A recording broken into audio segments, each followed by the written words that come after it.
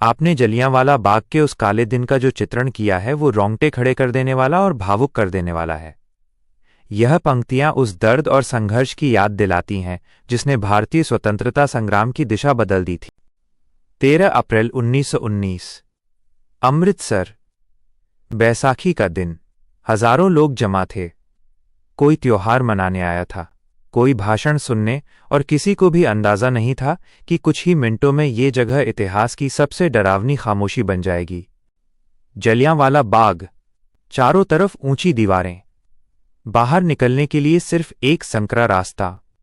ना कोई हथियार, ना कोई विद्रोही सेना, सिर्फ आम लोग, औरतें, बच्चे, बूढ़े। ब्रिटिश सरकार घबराई हुई थी। आज़ादी की आवाज़ें तेज हो रही थीं।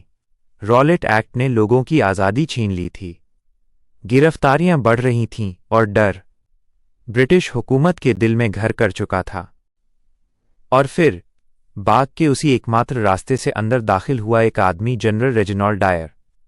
ना कोई चेतावनी, ना कोई ऐलान, बस एक ठंडा, बेरहम आदेश।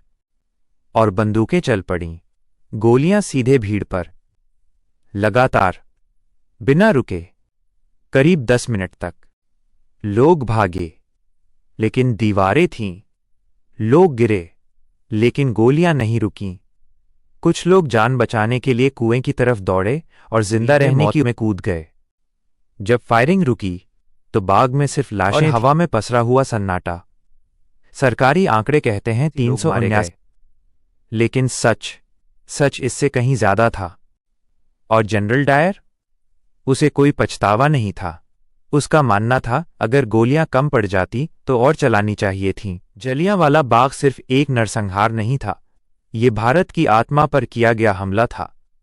यहीं से देश ने समझ लिया, आज़ादी भीख में नहीं। यहीं से आज़ादी की लड़ाई ने एक नया रूप लिया।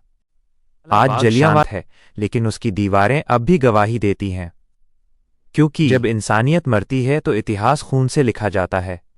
क्या आप चाहेंगे के बाद हुए शहीद उधम सिंह के प्रतिशोध या स्वतंत्रता आंदोलन पर पड़े वैश्विक प्रभाव के बारे में कुछ और जानकारी साझा करूं?